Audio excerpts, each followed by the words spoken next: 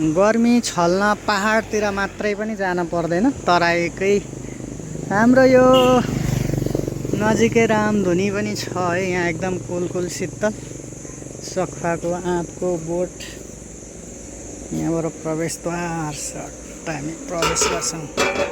कति जाम भएछ, मोबिल हाल्ने बेला भएछ। एकदम शीतल गर्मी छल्न आएको है। यहाँ नयाँ संरचना बन्दै रहेछ, के बन्दैछ पनि नयाँ संरचनाहरू बन्दै रहेछ साथीहरू। यहाँ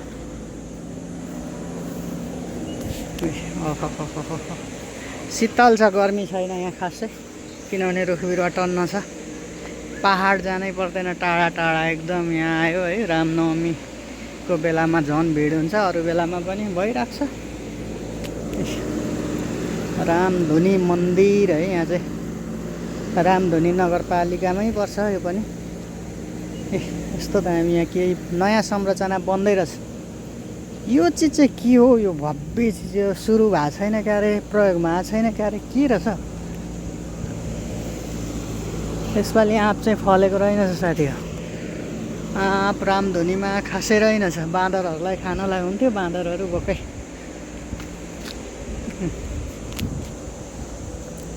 आइरहन्छन्। रामधुनीमा पनि धेरै टाढा टाढाबाट दर्शन गर्न र यहाँको यो हेर्नलाई। हेर्नु त परेवाको खोर कति ठुलो, गजबको छ, गजबको। भिडियो बनाउँदै हुनुहुन्छ उहाँ साथीले पनि। परेवा चाहिँ टन्नै छ है। परेवालाई खानेकुरा र बाँदरलाई खानेकुरा चाहिँ ल्याउनु होला रामधुनी आउँदाखेरि, धर्म हुन्छ।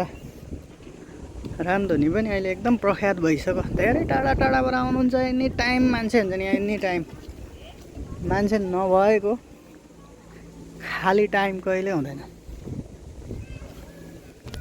अझै यहाँ 9वटा धारा छ।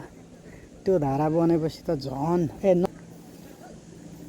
यस्तो दामी सबैजना आउनु भएको छ, घुम्नु भएको छ। शीतल छ नि त गर्मीमा। एउटै यो यहाँ चाहिँ पानी टन्न भरिदिन पायो भने है, यहाँ चाहिँ पानी टन्न भरिदिनु पुरै, अनि यो सफा गरिदिनु। हेर्नु त बोतलहरू फालिराखेको। यो मन्दिर समिति यहाँ को छन् कुनै भेटे पनि म सम्झाइदिन्थेँ, भनिदिन्थेँ क्या। यति चाहिँ गरिदिएदेखि र यहाँ पानी कहाँबाट हुन्छ? उता खोलामा छ नि, त्यहाँ खोलाको पानी यहाँ ल्याएर हालिदिन पायो भने हुन्छ नि।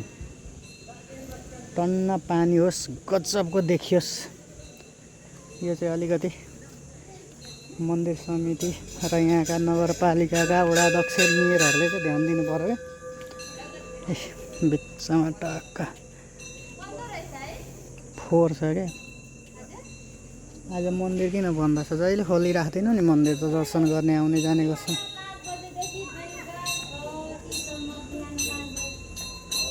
बिहान 5 बेलुका 5:30 भनेको छ त, म बन्द चाहिँ किन गरेको?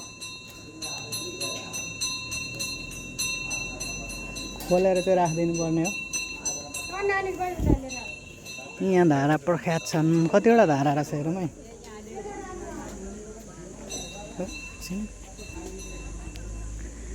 यो धारा चाहिँ अहिलेको एकदम भाइरल धारा हो क्या।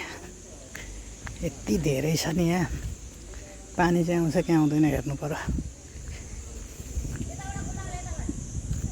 अलिकति रामधुनीको कमी कमजोरी मैले धेरैचोटि भनिराखेको छु। यो सरसफाइ हुँदैन, अनि यहाँ पानी भरिँदैन, त्यति हो। यहाँ चट्ट यो पानी भरेर अनि यो सफा गरेर यहाँ कलर गरिदिन सक्यो भने यस्तो राम्रो देखिन्थ्यो, धेरै दामी देखिन्थ्यो क्या। अब यो खोइ गर्छन् होला, बिस्तारै बिस्तारै गर्छन् होला।